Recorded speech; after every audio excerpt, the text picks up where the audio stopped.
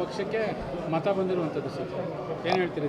ಅದೇ ನಮ್ಮ ಘನ ಸರ್ಕಾರದ ಮುಖ್ಯಮಂತ್ರಿಗಳಂತಹ ಡಿ ಕೆ ಶಿವಕುಮಾರ್ ಸಾಹೇಬರ ಒಂದು ಏನಂತ ಹೇಳ್ತಾರಲ್ಲ ಮುಂದಾಲೋಚನೆ, ದೂರದೃಷ್ಟಿ. ಅಲ್ಲಿ ಗೊತ್ತಾಗ್ತದೆ ಇವತ್ತು ನಮ್ಮ ರಾಜ್ಯದ ಜೋಡೆತ್ತುಗಳಂತಹ ಘನ ಸರ್ಕಾರದ ಮುಖ್ಯಮಂತ್ರಿಗಳಂತಹ ಡಿ ಕೆ ಶಿವಕುಮಾರ್ ಸಾಹೇಬರು ಹಾಗೂ ಮಾಜಿ ಮುಖ್ಯಮಂತ್ರಿಗಳ ಸಿದ್ದರಾಮಯ್ಯ ಸಾಹೇಬರ ನೇತೃತ್ವದಲ್ಲಿ ಇದೇ ರೀತಿ ಒಂದು ಗೆಲುವಿನ ಹಾದಿ ಓಡ್ತಾ ಇರ್ತದೆ. ಇದು ಜಸ್ಟ್ ಒಂದು ಟ್ರಯಲರ್. ಏನು 2028ಕ್ಕೆ ಈ ಒಂದು ಚುನಾವಣೆ ದಿಕ್ಸೂಚಿ.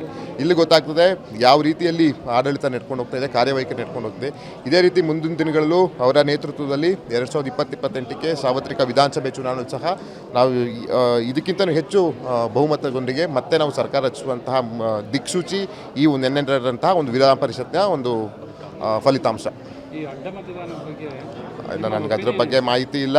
ಅದು ಅವರವರ ವೈಯಕ್ತಿಕ. ನಾನು ಲೋಕಸಭೆ ಸದಸ್ಯ. ನಿನ್ನೆ ಅಲ್ಲಿ ಚುನಾವಣೆ ನಡೀತದೆ, ನಾನು ಇಲ್ಲಿ ನನ್ನ ಕ್ಷೇತ್ರದಲ್ಲಿದ್ದೆ. ಅದರ ಬಗ್ಗೆ ನನಗೆ ಅಷ್ಟು ಮಾಹಿತಿ ಇಲ್ಲ. ಒಟ್ಟಿನಲ್ಲಿ ಕಾಂಗ್ರೆಸ್ ಪಕ್ಷದ ಸತ್ವ ಸಿದ್ಧಾಂತವನ್ನು ಮತ್ತು ಆಡಳಿತ ವೈಖರಿಯನ್ನು ನೆಚ್ಚಿ ಇವತ್ತು ಯಾವುದೇ ಪಕ್ಷದ ಶಾಸಕರಾಗಿರ್ಬೋದು ಮತದಾನವನ್ನು ಹಾಕಿದ್ದಾರೆ. ಅಲ್ಲಿಗೆ ಗೊತ್ತಾಗ್ತದೆ ಕಾಂಗ್ರೆಸ್ ಪಕ್ಷ ಎಷ್ಟು ಸದೃಢವಾಗಿ ನಮ್ಮ ಸರ್ಕಾರ ನಡೀತಾ ಇದೆ, ಎಷ್ಟು ಸದೃಢವಾಗಿ ಕ್ಷೇತ್ರಗಳ ಕೆಲಸವನ್ನು ಆಗ್ತಾ ಇದೆ, ಸಾರ್ವಜನಿಕರ ಕೆಲಸ ಆಗ್ತಾ ಇದೆ. ಈ ಫಲಿತಾಂಶ ಒಂದು ಮಾದರಿ ಅಂತ ಹೇಳ್ಬೋದು. ನಿಮ್ಮ ಪಕ್ಷದವ್ರನ್ನ ಬಿಟ್ಟು ಬೇರೆ ಪಕ್ಷದವ್ರನ್ನ ಹ್ಯಾಂಡ್ಲ್ ಮಾಡೋದ್ರಲ್ಲೂ ಸಕ್ಸಸ್ ಆದ್ರ ಅಂತ ನಿಮ್ಮ ಸಿ ಎಂ ಹೇಳಿದ್ನಲ್ಲ. ನಮ್ಮ ಮುಖ್ಯಮಂತ್ರಿಗಳಿದ್ದಾರಲ್ಲ, ಅವರು ಕನಕಪುರದ ಬಂಡೆ. ಅವರು ಇವತ್ತು ರಾಜ್ಯದಲ್ಲಿ 23ರ ಚುನಾವಣೆ ಆದ ನಂತರ ಕಾಂಗ್ರೆಸ್ ಸರ್ಕಾರ ಬಂತು. ಇಲ್ಲಿವರೆಗೂ ಸಿದ್ದರಾಮಯ್ಯ ಸಾಹೇಬರ ನೇತೃತ್ವದಲ್ಲಿ ಬಲಿಷ್ಠವಾದಂತಹ ಒಂದು ಆಡಳಿತವನ್ನು ಕೊಟ್ಟರು. ಈಗ ಮುಖ್ಯಮಂತ್ರಿಗಳಾಗಿ ಡಿ ಕೆ ಶಿವಕುಮಾರ್ ಸಾಹೇಬರು ಬಂದರು. ಇದು ಮೊದಲನೇ ಟಾಸ್ಕ್ ಆಗಿತ್ತು ಅವ್ರಿಗೆ.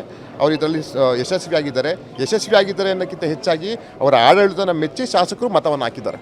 ನಿಮ್ಮ ಪಕ್ಷಕ್ಕೆ ಮತ ಬಂದಿರುವಂಥದ್ದು ಸರ್, ಏನು ಹೇಳ್ತೀರಿ? ಅದೇ ನಮ್ಮ ಘನ ಸರ್ಕಾರದ ಮುಖ್ಯಮಂತ್ರಿಗಳಂತಹ ಡಿ ಕೆ ಶಿವಕುಮಾರ್ ಸಾಹೇಬರ ಒಂದು ಏನಂತ ಹೇಳ್ತಾರಲ್ಲ ಮುಂದಾಲೋಚನೆ, ದೂರದೃಷ್ಟಿ. ಅಲ್ಲಿ ಗೊತ್ತಾಗ್ತದೆ ಇವತ್ತು ನಮ್ಮ ರಾಜ್ಯದ ಜೋಡೆತ್ತುಗಳಂತಹ ಘನ ಸರ್ಕಾರದ ಮುಖ್ಯಮಂತ್ರಿಗಳಂತಹ ಡಿ ಕೆ ಶಿವಕುಮಾರ್ ಸಾಹೇಬರು ಹಾಗೂ ಮಾಜಿ ಮುಖ್ಯಮಂತ್ರಿಗಳ ಸಿದ್ದರಾಮಯ್ಯ ಸಾಹೇಬರ ನೇತೃತ್ವದಲ್ಲಿ ಇದೇ ರೀತಿ ಒಂದು ಗೆಲುವಿನ ಹಾದಿ ಓಡ್ತಾ ಇರ್ತದೆ. ಇದು ಜಸ್ಟ್ ಒಂದು ಟ್ರಯಲರ್. ಏನು 2028ಕ್ಕೆ ಈ ಒಂದು ಚುನಾವಣೆ ದಿಕ್ಸೂಚಿ. ಇಲ್ಲಿ ಗೊತ್ತಾಗ್ತದೆ ಯಾವ ರೀತಿಯಲ್ಲಿ ಆಡಳಿತ ನಡ್ಕೊಂಡು ಹೋಗ್ತಾ ಇದೆ, ಕಾರ್ಯವೈಖರಿ ನಡ್ಕೊಂಡು ಹೋಗ್ತಿದೆ.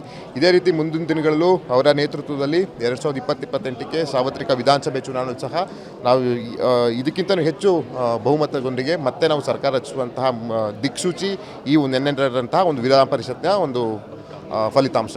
ಈ ಅಡ್ಡ ಮತದಾನದ ಬಗ್ಗೆ ನನಗೆ ಅದ್ರ ಬಗ್ಗೆ ಮಾಹಿತಿ ಇಲ್ಲ. ಅದು ಅವರವರ ವೈಯಕ್ತಿಕ. ನಾನು ಲೋಕಸಭೆ ಸದಸ್ಯ. ನಿನ್ನೆ ಅಲ್ಲಿ ಚುನಾವಣೆ ನಡೀತದೆ, ನಾನು ಇಲ್ಲಿ ನನ್ನ ಕ್ಷೇತ್ರದಲ್ಲಿದ್ದೆ. ಅದರ ಬಗ್ಗೆ ನನಗೆ ಅಷ್ಟು ಮಾಹಿತಿ ಇಲ್ಲ.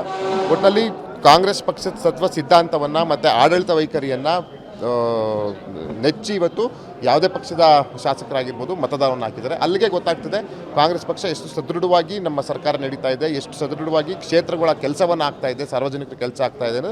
ಈ ಫಲಿತಾಂಶ ಒಂದು ಮಾದರಿ ಅಂತ ಹೇಳ್ಬೋದು. ನಿಮ್ಮ ಪಕ್ಷದವ್ರನ್ನ ಬಿಟ್ಟು ಬೇರೆ ಪಕ್ಷದವ್ರನ್ನ ಹ್ಯಾಂಡ್ಲ್ ಮಾಡೋದ್ರಲ್ಲೂ ಸಕ್ಸಸ್ ಆದ್ರ ಅಂತ ನಿಮ್ಮ ಸಿ ಎಂ ಹೇಳಿದ್ನಲ್ಲ. ನಮ್ಮ ಮುಖ್ಯಮಂತ್ರಿಗಳಿದ್ದಾರಲ್ಲ, ಅವರು ಕನಕಪುರದ ಬಂಡೆ.